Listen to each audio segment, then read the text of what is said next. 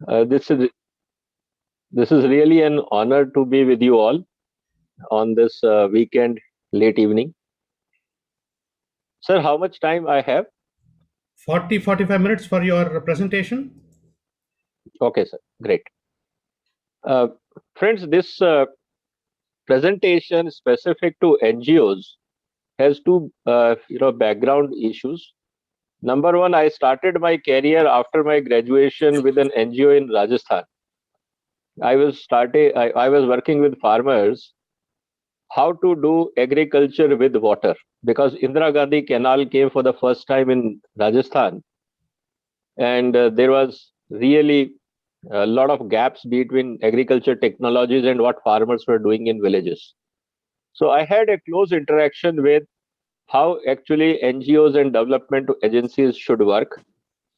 Then I had a lot of international exposure in international forums, whether it is World Economic Forum, World Bank forums, IFC forums, international agencies at Washington, in Geneva, in Cape Town, in Nairobi, in whole lot of different parts of the world.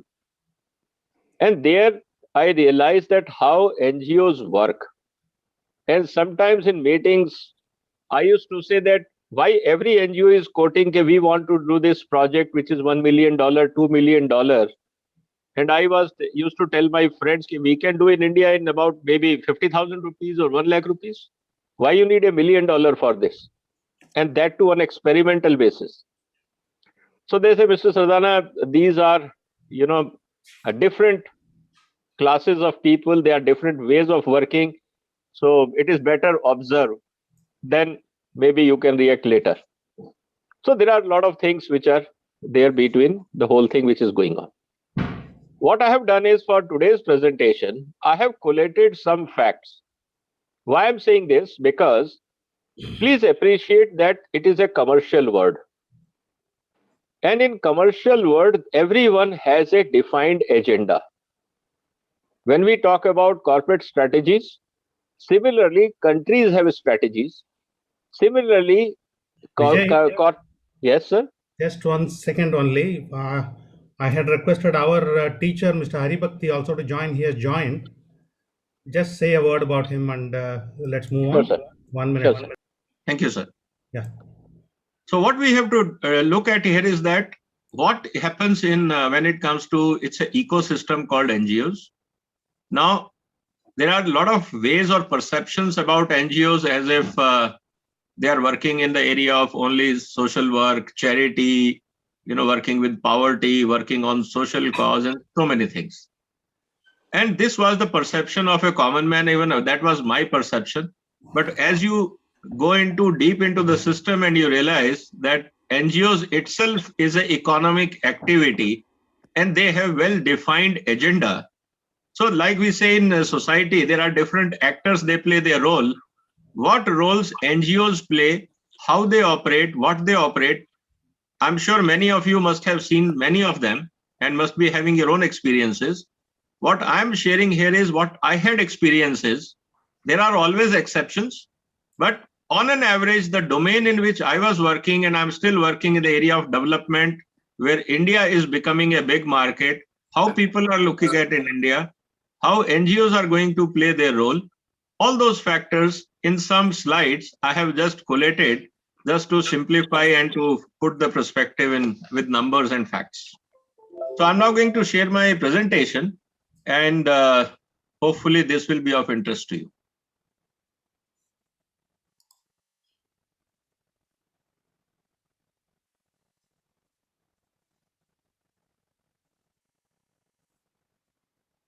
So can you see the presentation?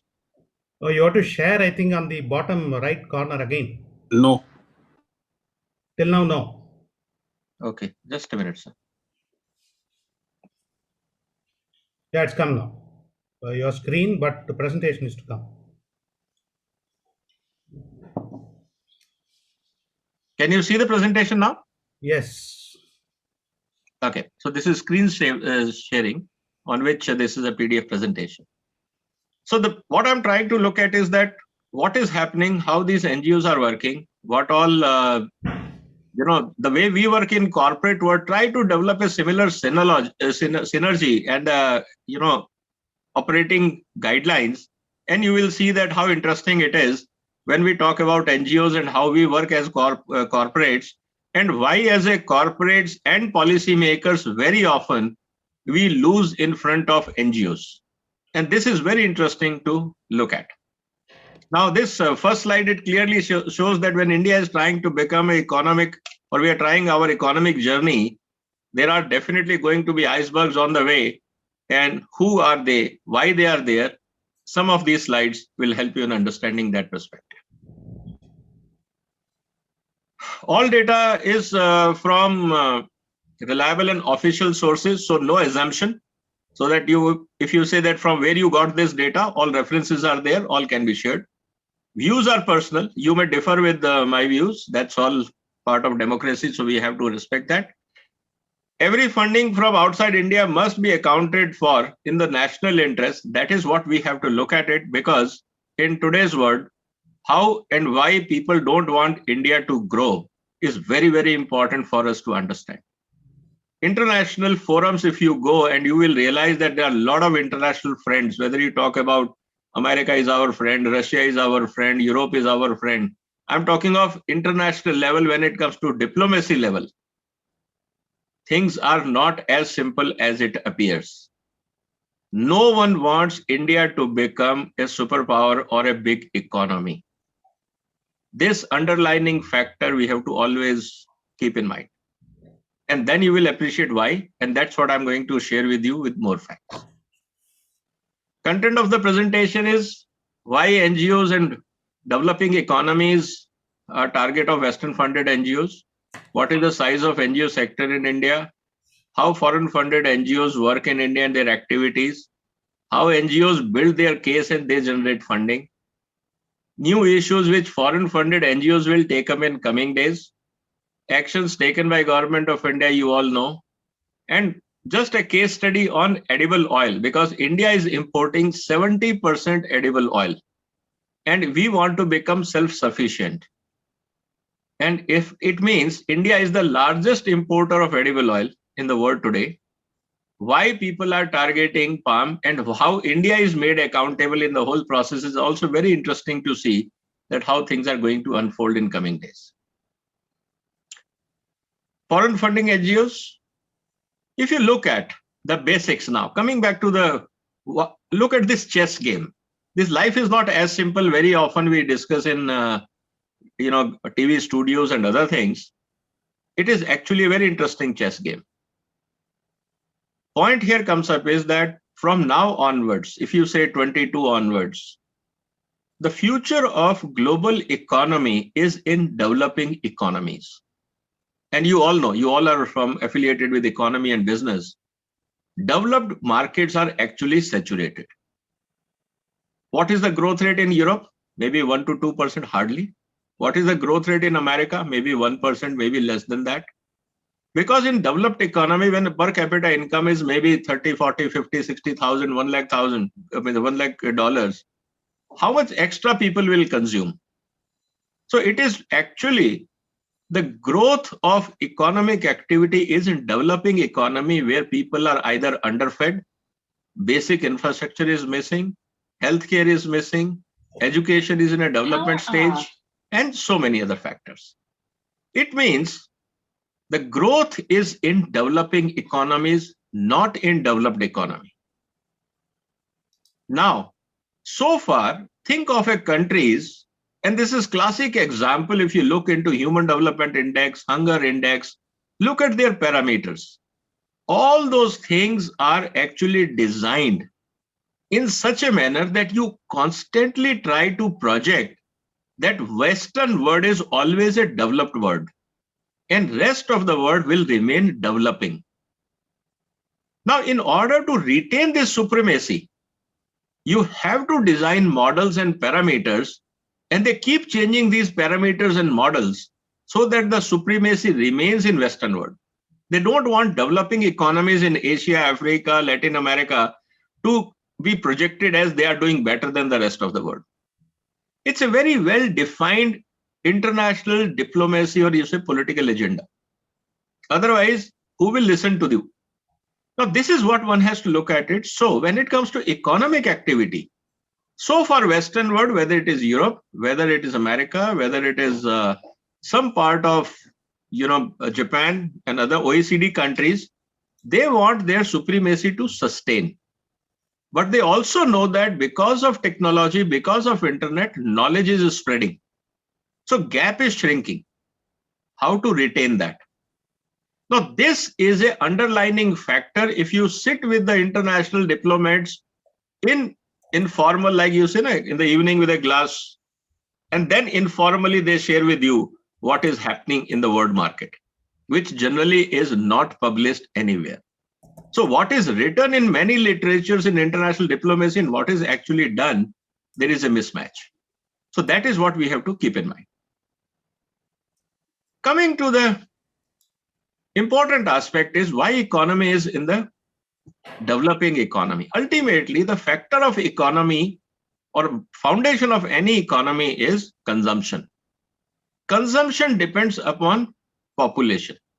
Now, if you look into from 1950 to 2015 and now 2050, another next 30 years, there is a change in demographic structure of the world. Earlier, around Second World War, there was a population in Western world. They were growing. They had economy, they had technology, they had all the resources. So they were growing very fast.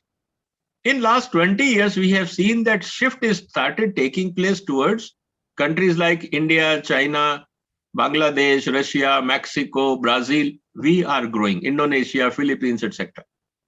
We are growing. And that's why you will find that a lot of diplomatic efforts are happening in this part of the world. Wait for next 20 to 30 years. What will happen? We will have technologies, we will have infrastructure, plus we will have population for consumption. So by 2050, the forecast is that world's biggest markets will be India, China, Nigeria, Indonesia, Pakistan, Brazil, Bangladesh, Ethiopia, Mexico, Egypt. Only Western country or OECD country which will be part of this group is only US. Now, with this whole agenda keeping in mind, no leader or no corporation of Western world will ever want to think of that we will work under the direction of developing economies. It is not possible. This is where the whole global conflict comes, whether if you look into legal conflicts, whether family disputes, corporate disputes, or national disputes. Supremacy is one of the biggest factors which leads to litigation or disputes anywhere in the world. And this is what will happen in coming days as we are talking about development around the world. Why today China is targeted? Because it is started challenging America. China has started challenging OECD countries. It is bound to happen. If tomorrow, if India is going to become a superpower in armaments or other critical technologies, world will also become critical towards India. Wait and see. So this factor we have to keep in mind. And that's why Atmanirbhar Bharat is a very important economic agenda, but a big challenge in diplomacy. We have to see how things will unfold. If you look into economic power shift, which is taking place in the world, if you look into the left side are actually OECD or developed economies, they all are shrinking. The growth rate is on the right side of the red line. That is all developing economy, non-OECD, China and India. This is what I was trying to convey, that interest of market forces or the action will be in non-OECD countries. And that is where people want to dominate. Now, whether China will allow America to dominate Chinese industries, whether India should allow OECD countries and companies to dominate Indian economy, I don't think so. And that is why when you shift towards policies, people will come with their agenda. Look at what is happening in e-commerce. They're saying, no, follow what we are saying. And what government of India is saying, no, server should be in India. And there is a conflict. So we are at that point where we are trying to assert, but there is a resistance to change. People do talk about law of the land, but people don't want to follow that because I want exception, because I am from America. Why American companies should have a server in India? This itself is a question. So point here comes up is that do you want supremacy? Who wants to follow Indian law? If government of India wants to create an ecosystem which is good for Indian companies, somebody else has to face the problem.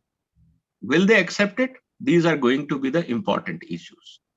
Now, when all these things are happening, then you need many more players. You don't expect President or Prime Minister of US to talk to Prime Minister of India and say what you are doing is wrong. Corporates also want to be politically correct. They don't want to be looking like, we are trying to question India. Look at what is happening in COVID vaccines. Why Pfizer is not able to make entry into India after doing all those things? Because government of India refused to accept the terms and conditions what Pfizer was trying to impose on India. It's a big loss for Pfizer. 150 crore vaccines, not a single drop or vaccine of Pfizer. And this is what is making them uncomfortable. So what we have to look at is that these things is just a beginning. Now, you cannot fight directly.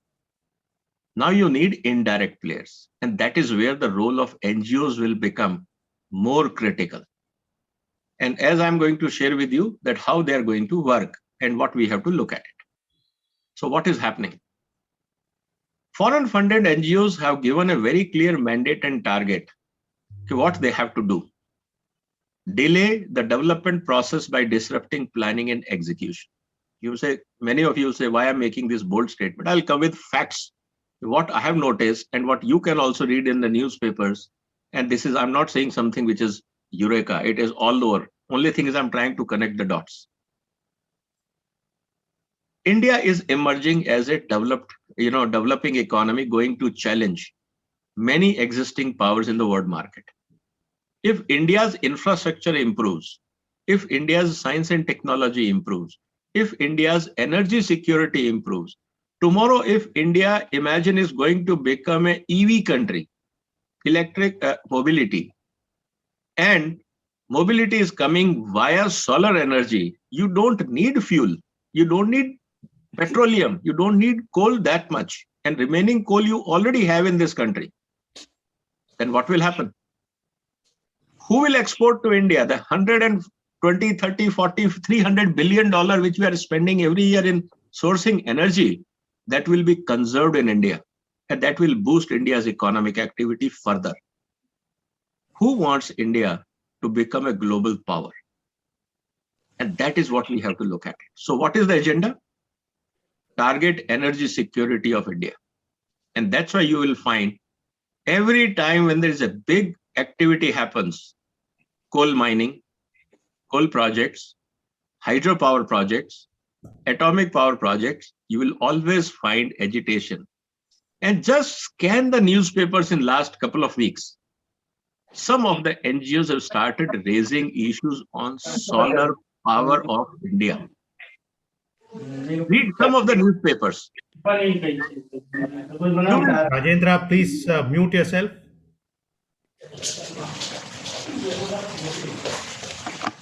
Continue. Okay. So you will start it, if you look into, just do the Google search, target against solar power, and you will find articles already started emerging in Indian newspapers. Wind power was objected. Hydropower was objected. Nuclear power was objected. Coal power was objected. Then, if every source of power is objected by NGOs, when I ask them how we will power our energy, our industries, our industrialization, they say that we don't know, but this is bad for environment. This is bad for economy. This is bad for people. They don't have answer. They only know how to raise problems. Target food security.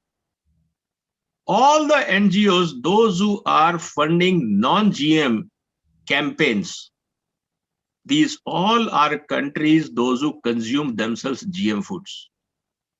They never raise this issue in their own country.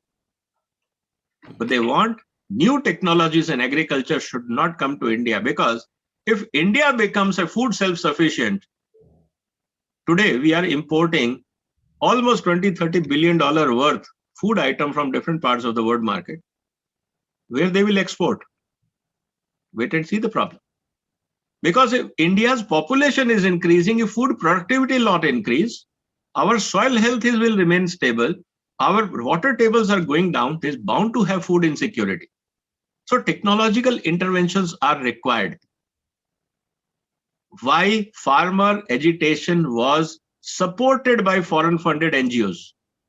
Because they knew that if corporate will start bringing technological intervention in agriculture and farmers will start adopting new technologies by dealing directly with the market forces, India will become food secure.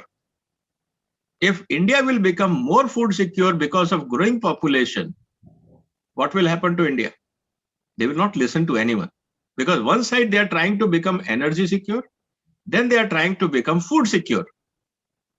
And without these two basic fundamental things, no country can have a political stability.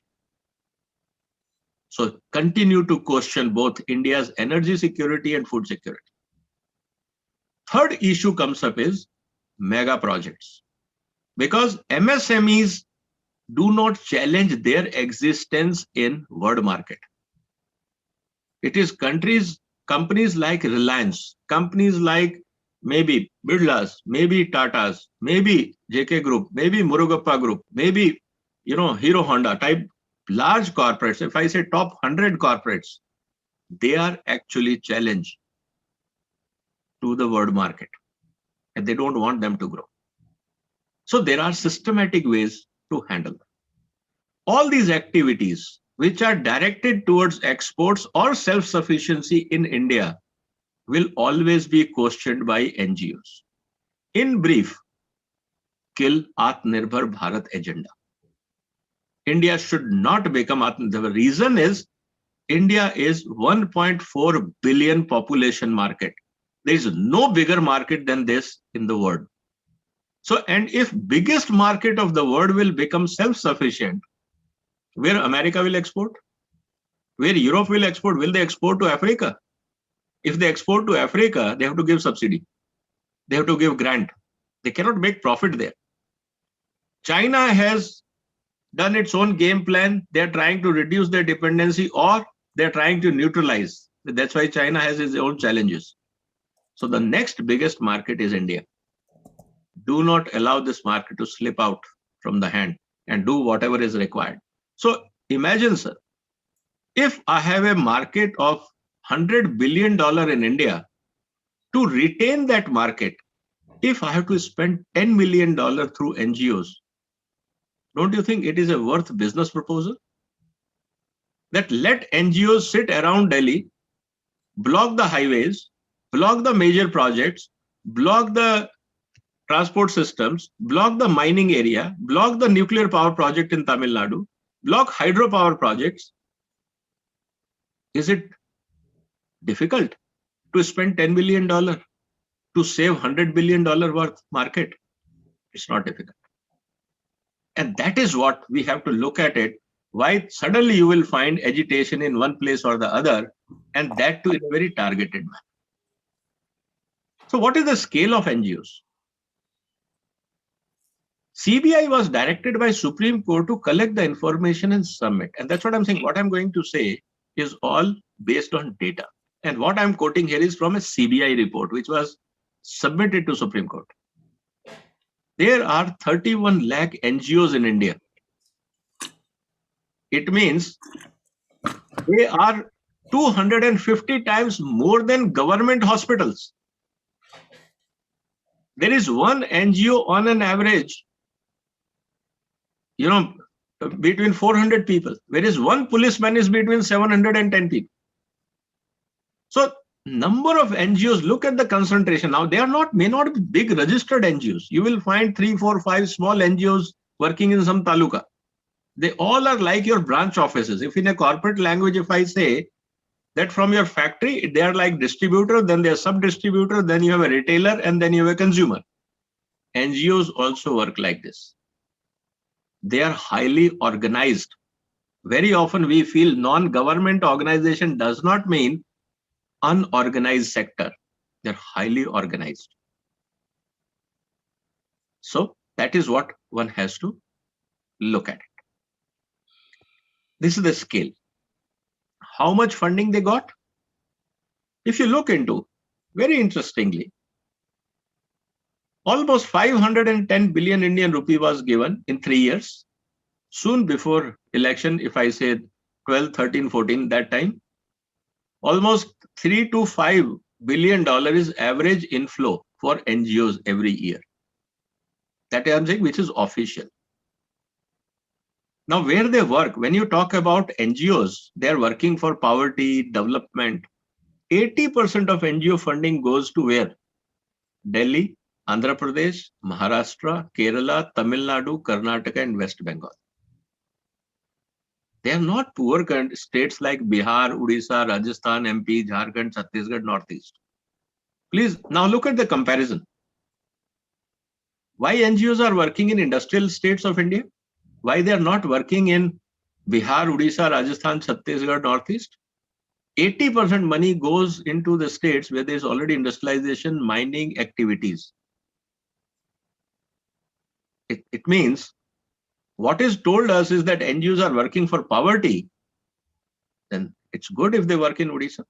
If they work more in Bihar, work more in Chhattisgarh, Jharkhand, Northeast. No, they don't work there. Only 20% resources goes there, 80% goes into other areas where we have nuclear power plants, where we have power projects, where we have highway projects, where we have industrial activities, because in those industrial activities, you can mobilize unions, you can mobilize labor unions, etc. So we have to be very clear that where are the footprints and why. And that is what we have to look at it. Look at the jump in funding. Why around the election you will find always activities of NGOs increases. Why this whole farmer agitation was directed towards election. Why farmer leaders were saying that we should extend this agitation till election time. Because they want to influence the governance model of India. So that they have a favorable government, so that they can run their show. So all those footprints have a correlation which we have to look at it. As I mentioned, NGOs are targeting your nuclear power, uranium mines, coal-fired power plants, hydropower, mega industrial projects, crude refineries, limestone mines, cement plants, GMOs. Nothing to do with poverty, nothing to do with education problem. Why these projects? Because these are foundation of India's industrial development. And if you are going to slow down, suppose a hydropower project should come up in 3 years' time or 4 years' time. And if it takes 15 years, who gains? For 15 years, I continue to export to India. I'm extending my market. And that is what the game plan is all about. Power consumption, we all know, is continue to grow in India. There are different sources of power. Now look at the interesting point here. We talk about alternate sources of energy. Yes, a lot of focus is given on solar. A lot of focus is given in wind power, hydropower, and other things. But still, the dominant will be for next, even up to next 30 years, by up to 2050. Coal, natural gas, and oil will remain major force. So that is what we have to always look at it, and they will continue to. Now, Government of India says that no more coal power projects will be sanctioned. Okay. If we have solar power, then look at what Reliance has said yesterday or day before yesterday. They need about 4.5 lakh acres land to set up solar power. Now, 4.5 lakh acre land in Gujarat, run of Kutch. Okay, we have a land available which we can utilize. Imagine if India has to consume the same per capita power which is there in America or in developed world. How much land is required? How much investment is required? These are the long-term challenges which we have to factor in. Will wind power take over from beyond a limit than solar? So those are some of the challenges, and they know it. That if India is not dependent on coal imports because we have enough coal for next 200 years to feed our thermal power plants. That's why you kill the coal. Remaining oil you are importing, natural gas you are importing, nuclear is limited. Again, nuclear disasters, whole lot of our big issues. Hydro, there is a geographical limitations. Solar, already against these large tracts of land, NGOs have started mobilizing the people movement. Birds, they have wind power, they have started criticizing by saying that this is disturbing the pathway of the migratory birds. That is also started. Then what will happen? You have to think about it. Nuclear, one side we say we need clean energy. Nuclear is a cleanest source of energy. But the biggest criticism happens when India wants to set up a nuclear thermal power plant. Why? If it is a clean energy, why criticism? No, but nuclear is bad for people. If I put up a safety features, America consumes nuclear, whole France, whole Germany is nuclear oriented. Why criticizing in India? Because India should not become energy self-sufficient. Look at what the CBI report says. In 2011, anti-nuclear activism started to stall commissioning of Russian-supported power project in Tamil Nadu. It's all funded. They have seen the larger conspiracy was unveiled when a German national provided Uday Kumar a scanned map of all nuclear plants and uranium mines in India. The map includes contact details of 50 Indian anti-nuclear activists, revealing an intrinsic network aimed to take over India's nuclear program through NGO activism. This is CBI report. Let's see some more evidences here. Similar in coal activism spread by US green organizations, Greenpeace.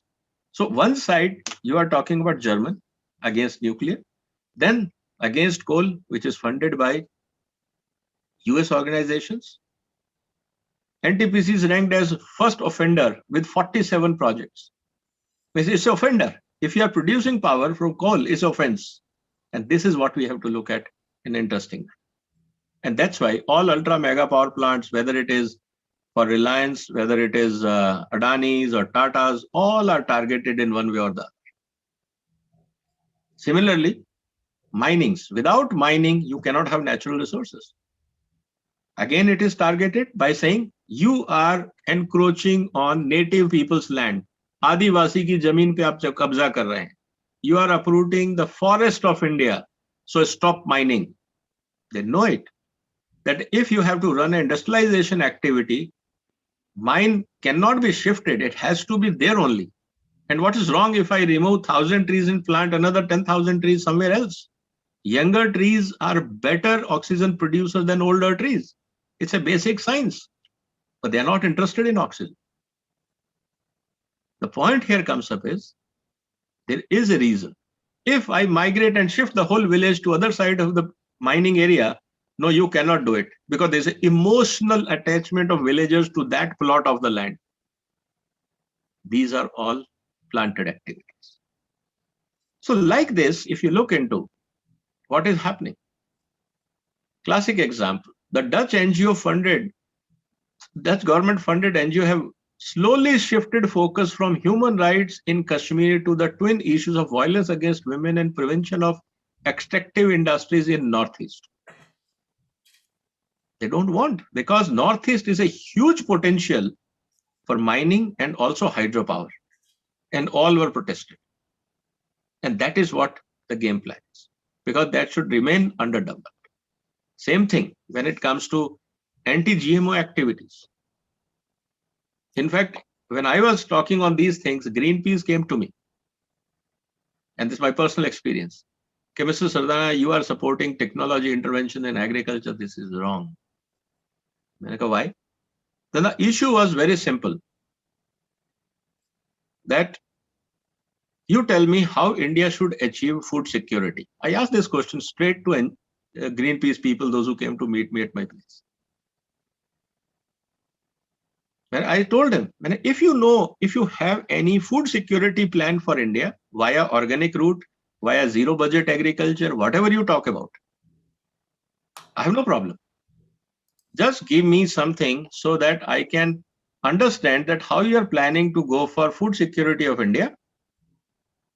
I'll support you. Yes, we have a plan. Okay, come again next week. We will discuss. Sir, today it is more than 15 years. Nobody turned up. They only know problems. They do have no solutions. Now, issue comes up is food security. I'll not go into detail. I have narrated. But what is interesting here is that how NGOs operate. Classic, like you operate in a corporate world, they operate in the similar manner. So what they do, they ask some local institute, local NGO, local development agency, please prepare a report on poverty in your area, education problem in your area, what type of funding is required, etc., etc. And I have seen this in all happening in World Economic Forum and many other such forums. They will come with a report. We were in Bangladesh, we were in Jharkhand in India, we were in Odisha in India, we were there in India. And we prepared this report.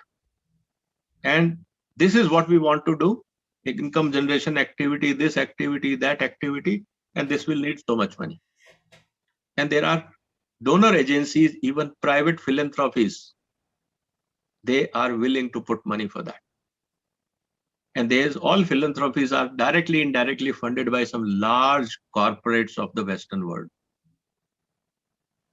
Even, let me tell you, the Facebook co-founder has devoted $500 million just to impact poultry industry of developing India, developing world. That you cannot go for poultry development if you have to do, go for it in the name of animal welfare, that you have to follow certain guidelines. And when you ask them, when we started our poultry businesses in 1960s, we were actually doing free range farming. Why we moved away from free range to cage business? Because there was problems there in free range because of diseases spread and other problems. So last 50 years, you educated what is modern poultry business. And suddenly, when India is becoming a big force, China is becoming a big force, Brazil is becoming a big force, you came with the agenda that all these methodologies are wrong. So go back to what it was in 1960s.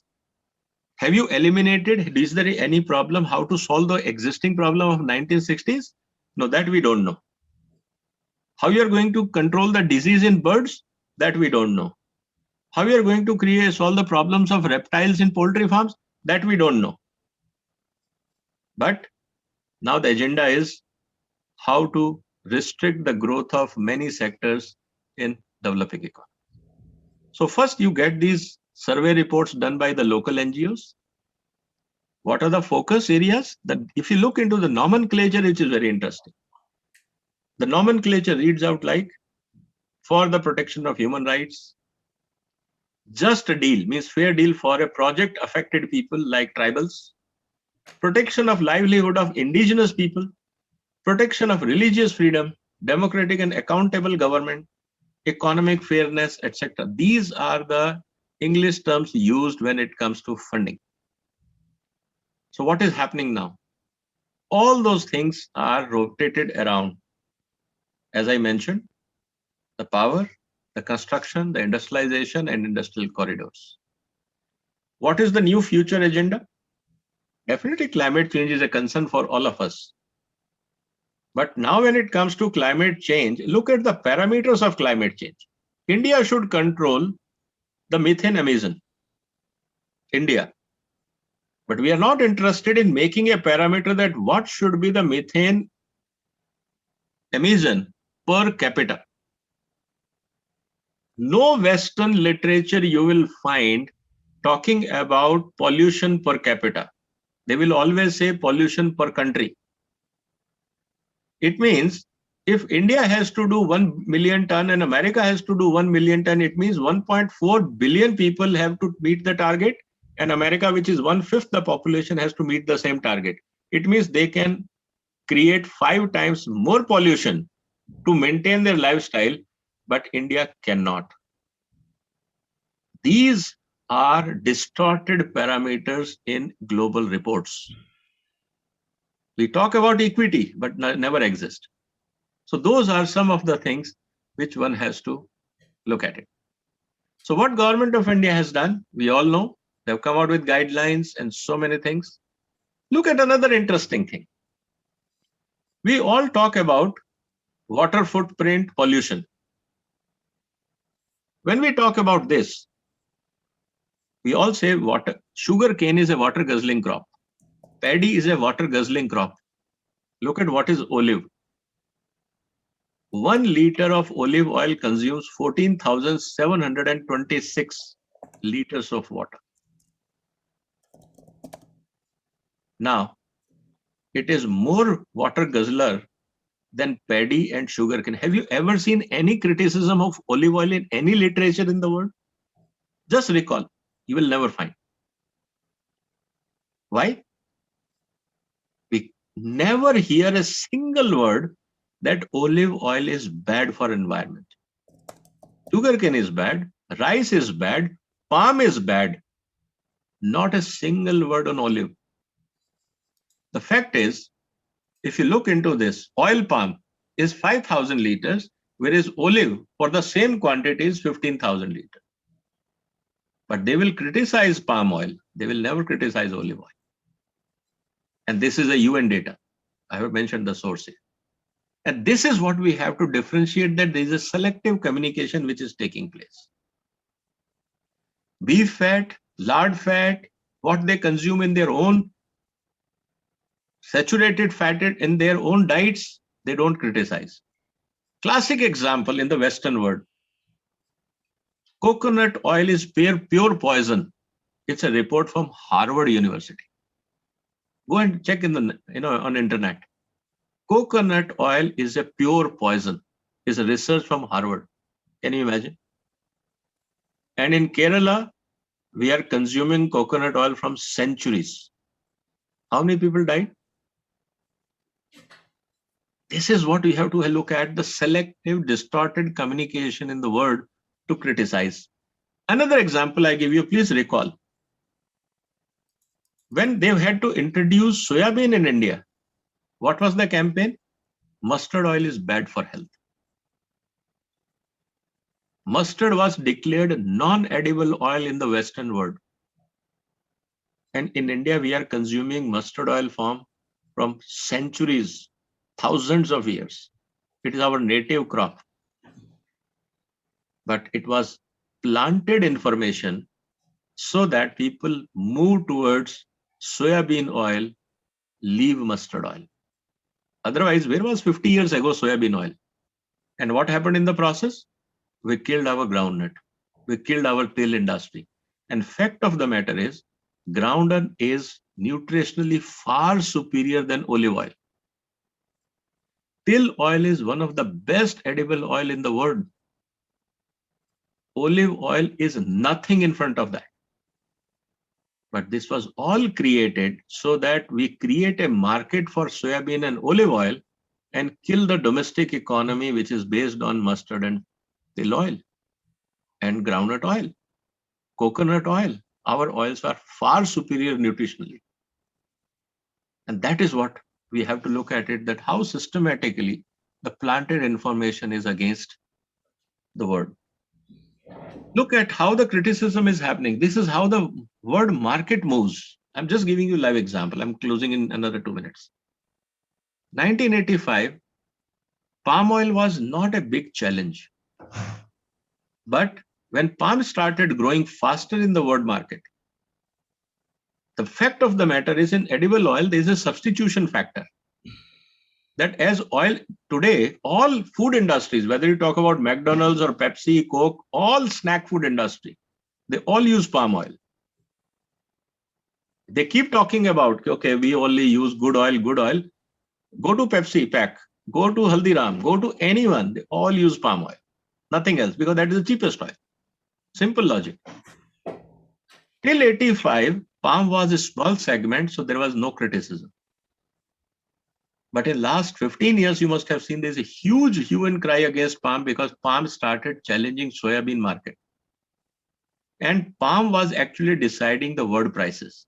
Now soybean industry, which is mainly dominated by Brazil and America, cannot dictate their price terms. The only way to dictate the price is till the soybean, as a palm market. And that's why palm was now degraded to as a fuel oil, that we are only going to look at is a biofuel source, palm. And further, in the name of sustainability, we are saying even palm, when you are trying to make a fuel oil out of palm, that should also be limited. So that alternate oils, which is mainly soybean oil and rapeseed oil, continue to dominate the world market. And this is all planted games. So what we have to look at is that how the price movement are changing the corporate dynamics and global communications in the world. And that is where the whole issue emerges. So nothing is, if I say, which you call it as people are doing for a cause. No, nothing. It's all hidden agenda. Somebody has given a dictate, somebody is funding, and there is a game plan. And there are, like we have salesmen people, those who go and talk to every door.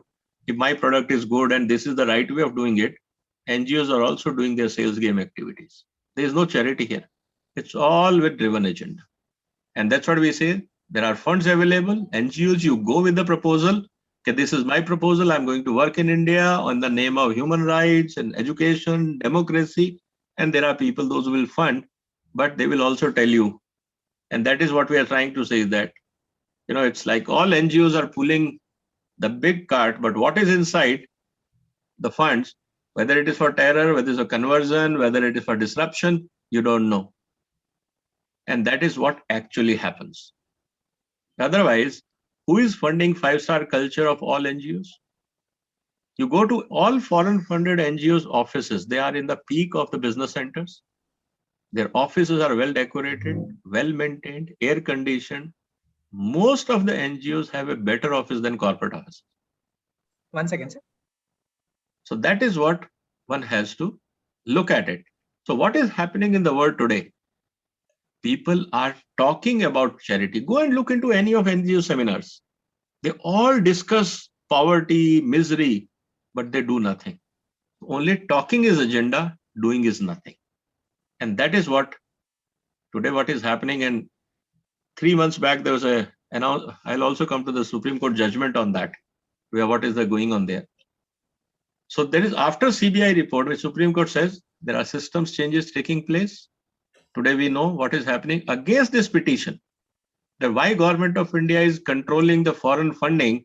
Government of India has given an affidavit in Supreme Court on 22nd October 2021 that NGOs don't have fundamental right to receive foreign funding. They have to follow the guideline. And what NGOs are protesting in Supreme Court, why Government of India is stopping our source of funding. And it is our right to receive the foreign funding. And this is all judgment there, which one has to look at it. So what is the way forward? My way of looking at it is very simple. There is nothing called charity in this world. Nobody is sent around. Whoever is saying that we are sent around, look at the source, look at the agenda, and try to differentiate between what they say and what they do. One thing we have to be very clear, we all may be working with various corporates. NGOs are very focused. They come with the agenda. If they have started working in your area, don't take things lightly, because that will grow. You may be busy in manufacturing, sales, maintenance, raw material sourcing, finance management, loan servicing, so many things. They are not bothered. They are very focused. If they have to derail this agenda in next 3 years' time or 2 years' time. So industry associations have to be more vigilant if they see something in the name of sudden activity happening, and which is important for India by industrial investments. And when the investment is taking place and suddenly you see that NGO activity also started, be alert, because this is again a planted activity. So be very, very careful. And that is what I'm saying, that nobody wants India to become self-sufficient. So this is, I just wanted to say in the word in today's session in brief, that India is going to be a big force because of market, because of various reasons. And now we have to see that how we plan it efficiently so that we have what is required for the India's growth and better future. So all these NGOs like us are also corporate entities. They plan their game plan. They have their strategies. They have their execution plan. They have their own policies. They will continue. They will not stop because they are funded for that. It is for us to prepare our game plan. So you treat them as a competitor. You treat them as a hurdle creator for you, and you plan accordingly, both in communication and also in operations. So that is important. Thank you, sir. Thank you so much, Mr. Vijay Sardana. It was a very enlightening presentation.